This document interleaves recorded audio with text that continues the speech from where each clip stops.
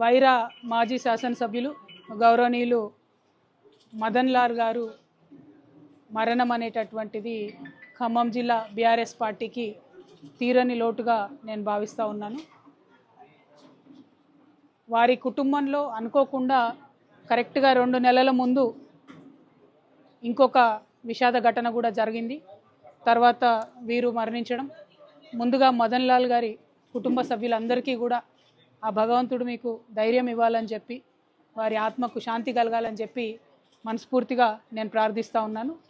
వైరా నియోజకవర్గం నుండి వచ్చినటువంటి అనేక మంది బీఆర్ఎస్ పార్టీ కార్యకర్తలు కూడా మరి అన్న లేకపోవడం మాకు నియోజకవర్గంలో పెద్ద లోటు అని చెప్తా ఉన్నారు. వారందరికీ కూడా ధైర్యం ఇస్తూ ఉన్నాం. బీఆర్ఎస్ పార్టీ మీకు అండగా నిలబడుతుంది. పెద్దలు కేసీఆర్ గారి నాయకత్వంలో వైరా నియోజకవర్గంలో తప్పకుండా మళ్ళీ మనం గులాబీ దళాన్ని, గులాబీ జెండాను బలంగా కాపాడుకుంటామనే విషయాన్ని కూడా ఈ సందర్భంగా మీకు తెలియజేస్తూ ధైర్యంగా ఉండవలసిందిగా కార్యకర్తలందరినీ కూడా నేను కోరుతా ఉన్నాను. అదేవిధంగా మీ అందరికీ తెలుసు, ఇవాళ ఎక్కడ చూసినా కూడా వానలు పడుతున్నాయి.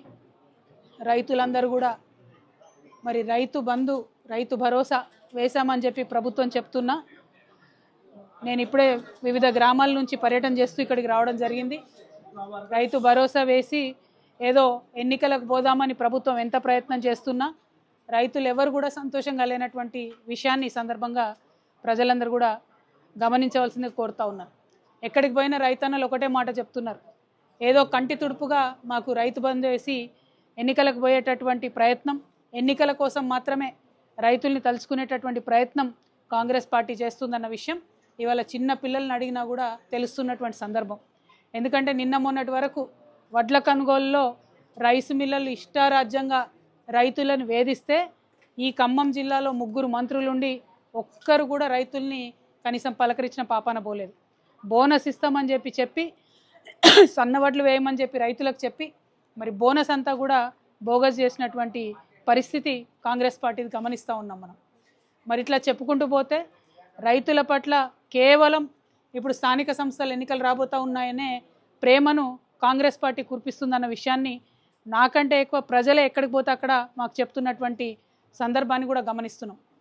మరి ఇవాళ మేము కోరేది ఒకటే, మీరు స్థానిక సంస్థల ఎన్నికలకు వెళ్తామని చెప్పి కాంగ్రెస్ పార్టీ చెప్తా ఉన్నది. వెళ్ళే ముందు ఖచ్చితంగా 42% బీసీలకు రిజర్వేషన్ ఇచ్చిన తర్వాతనే స్థానిక సంస్థల ఎన్నికలు పెట్టాలని కూడా మేము డిమాండ్ చేస్తూ ఉన్నాం. మరి స్థానిక సంస్థల ఎన్నికల్లో బీసీ రిజర్వేషన్ ఇస్తామని ఎన్నికలప్పుడు మీరు మాట ఇచ్చిండ్రు, కామారెడ్డి డిక్లరేషన్లో చెప్పిండ్రు, మేమందరం ఒత్తిడి తెస్తే అసెంబ్లీలో బిల్లు పెట్టిండ్రు. కానీ బిల్లు పాస్ అవ్వగానే చేతులు దులుపుకొని అది అక్కడ ఢిల్లీకి పోయింది, మాకు సంబంధం లేదు, కాబట్టి ఇప్పుడు మేము ఎన్నికలు పెట్టుకుంటామని చెప్పి మాట్లాడుతూ ఉన్నారు. ప్రజలు మీ మోసాన్ని గమనిస్తూ ఉన్నారు. తెలంగాణ ప్రజలు రాజకీయ చైతన్యం ఉన్నటువంటి వాళ్ళు, చాలా చురుకైనటువంటి వాళ్ళు.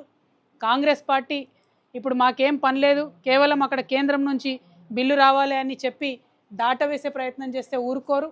ఖచ్చితంగా లోకల్ బాడీ ఎన్నికలు 42% బీసీ రిజర్వేషన్ అమలైన తర్వాత మాత్రమే చేయాలని డిమాండ్ చేస్తూ మేము 17వ తారీఖు నాడు, జూలై 17వ తారీఖు నాడు రైల్ రోకోకు కూడా పిలిపివ్వడం జరిగింది. మరి రైల్ రోకో ద్వారా ఖచ్చితంగా ఢిల్లీ మీద ఒత్తిడి పడుతుంది. నిన్న మొన్ననే సుప్రీంకోర్టు నుంచి ఒక తీర్పు కూడా వచ్చింది. ఏదన్నా బిల్లు రాష్ట్రాల నుంచి పాస్ అయి గౌరవనీయులు రాష్ట్రపతి గారి దగ్గరికి వస్తే 3 నెలలకు మించి ఆ బిల్లును పెట్టుకోరాదని చెప్పి సుప్రీంకోర్టు కూడా తీర్పిచ్చినటువంటి సందర్భాన్ని మనం గమనించవచ్చు. మరి ఆ తీర్పును గౌరవిస్తూ వెంటనే భారతీయ జనతా పార్టీ మరి ఖచ్చితంగా బిల్లును పాస్ చేయాలి. 42% బీసీలకు రిజర్వేషన్ ఇవ్వాలని కోరుతున్నాం.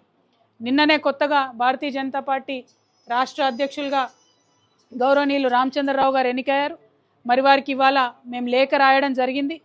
ఖచ్చితంగా మీరు బీసీ బిల్లును పాస్ చేయించడమే మీ మొట్టమొదటి అంశంగా టేకప్ చేయాలని చెప్పి కొత్తగా ఎన్నికైనటువంటి అధ్యక్షులు రామచంద్రరావు గారిని నేను రిక్వెస్ట్ చేస్తూ ఉన్నాను.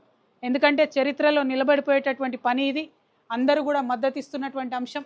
బీసీలలో ఉండేటటువంటి అనేక సంఘాలు అందరూ ప్రతి జిల్లా నుండి కూడా పెద్ద ఎత్తున మద్దతు ఇస్తున్నారు. ఖమ్మం జిల్లా అంటేనే ఉద్యమాల ఖిల్లా.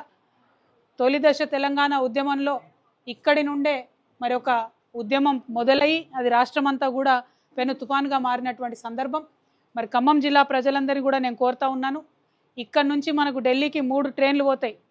ఏపీ ఎక్స్ప్రెస్ పోతుంది, జీటీ పోతుంది, అట్లానే తమిళనాడు. ఈ 3 ట్రైన్లు కూడా ఖమ్మం దాటుకొనే ఢిల్లీకి పోవాలి. 17 జూలై నాడు ఒక్క ట్రైన్ కూడా ఢిల్లీకి చేరకూడదు. అప్పుడే ఇక్కడ ఉండేటటువంటి తెలంగాణ ప్రజల యొక్క ఆకాంక్ష 42% బీసీల రిజర్వేషన్ అనేటటువంటి అంశం పెద్ద ఎత్తున కేంద్ర ప్రభుత్వానికి సెగ తగులుతుంది, తెలుస్తుంది అనే విషయాన్ని మనందరం కూడా గమనించాలి. ఖమ్మం జిల్లా ప్రజల్ని నేను రిక్వెస్ట్ చేస్తున్నా, 17 జూలై నాడు ఖచ్చితంగా ఖమ్మంలో రైల్ రోకోకి అందరినీ మద్దతు ఇవ్వాల్సిందిగా నేను కోరుతా ఉన్నా. మరి ఇవాళ మళ్ళీ ఒకసారి ఖమ్మం జిల్లా, ఉమ్మడి ఖమ్మం జిల్లా బీఆర్ఎస్ పార్టీ తరఫున మదన్ లాల్ గారి కుటుంబానికి నేను మనస్ఫూర్తిగా సంతాపాన్ని తెలియజేస్తూ, వారు ధైర్యంగా ఉండాలని చెప్పి, పార్టీ మీకు అండగా ఉంటుందని చెప్పి మరొకసారి తెలియజేస్తూ, మరీ ముఖ్యంగా వైరా నియోజకవర్గంలో ఉన్నటువంటి గులాబీ సైనికులు చెప్తా ఉన్నారు, మాట్లాడితే కేసులు పెడుతున్నారు, ఫేస్బుక్ పోస్ట్ పెడితే కేసులు పెడుతున్నారని చెప్తున్నారు. ఇక్కడ ఉండేటటువంటి 3 మంత్రుల్ని కూడా నేను రిక్వెస్ట్ చేస్తూ ఉన్నా, మీరు ప్రజలకు ఇచ్చినటువంటి హామీలు నెరవేర్చండి, మీరు విద్యార్థులకు ఇచ్చినటువంటి హామీలు నెరవేర్చండి, మహిళలకు 2500 రూపాయలు ఇస్తామన్నారు ఆ హామీ నెరవేర్చండి, రైతు బంధు పెంచుతామన్నారు ఆ హామీ నెరవేర్చండి, పెన్షన్ 4000 చేస్తామన్నారు ఆ హామీ నెరవేర్చండి. హామీలన్నీ పక్కకు పెట్టారు, ఖమ్మం జిల్లా అభివృద్ధిని పక్కకు పెట్టిండ్రు. గోదావరి నీళ్లు ఆంధ్రప్రదేశ్ ఎత్తుకొని పోతూ ఉంటే చూస్తూ కూర్చున్నారు. బంకచర్లకు సంబంధించి గోదావరి నీళ్లు తరలించుకొని పోతుంటే కనీసం మాట్లాడలేనటువంటి స్థితిలో మీరు ఇక్కడ ఉన్నారు. వాటిని సీరియస్గా టేకప్ చేయండి. బంకచర్ల నుంచి గోదావరి నీళ్లు తీసుకొని పోతే తరతరాల మన తెలంగాణ ప్రజలు ఇబ్బంది పడేటటువంటి ఆస్కారం ఉంటుంది. వాటి మీద దృష్టి పెట్టండి. అవన్నీ పక్కకు పెట్టి బీఆర్ఎస్ పార్టీ నాయకులు మాట్లాడుతున్నారు, వాళ్ళ మీద కేసు పెడతాం, జాగృతి నాయకులు మాట్లాడుతున్నారు, వాళ్ళ మీద కేసు పెడతాం అంటే ఎవరు చూస్తూ ఊరుకోరు. ప్రజలు తిరగబడే రోజు వస్తుంది. ఖమ్మం జిల్లా ప్రజలు మిమ్మల్ని నమ్మి ఓటేసిండ్రు, మీకు 3 మంత్రి పదవులు వచ్చినాయి. ఇప్పటికన్నా కనీసం మంచి చేయండి అని చెప్పి కాంగ్రెస్ ప్రభుత్వాన్ని కోరుతా ఉన్నాను. Thank you. జై తెలంగాణ, జై కేసీఆర్.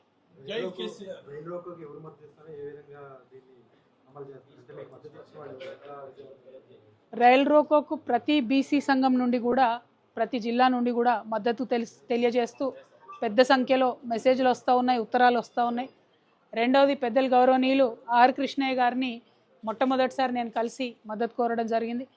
అట్లానే సిపిఎం పార్టీని మద్దతు కోరడం జరిగింది, న్యూ డెమోక్రసీ పార్టీని మద్దతు కోరడం జరిగింది. మరి భారతీయ జనతా పార్టీకి వారి వైఖరి ఏంటని ఇవాళ లేఖ ద్వారా వారిని ప్రశ్నించడం జరిగింది. రేపు ఖచ్చితంగా కాంగ్రెస్ పార్టీని కూడా ప్రశ్నిస్తాం. అదేవిధంగా అన్ని ప్రజాస్వామ్య సంఘాలన్నీ కూడా, ప్రజల కోసం పనిచేసేటటువంటి సంఘాలన్నీ కూడా ఈ రైల్ రోకోకు మద్దతు ఇస్తారనేటటువంటి బలమైనటువంటి విశ్వాసం మాకున్నది. ఇప్పుడు ఒక మంచి ఉత్సాహం వచ్చింది, బీసీలందరికీ ఒక నమ్మకం వచ్చింది. ఏకార్ దక్కా బీసీ బిల్ పక్కా అనేటటువంటి నినాదంతో రైల్ రోకోకు మేము ముందుకెళ్తున్నాం. ఖచ్చితంగా ప్రతి ఒక్కరు కూడా మద్దతు ఇస్తారనేటటువంటి విశ్వాసం మాకున్నది. Thank you. జై తెలంగాణ.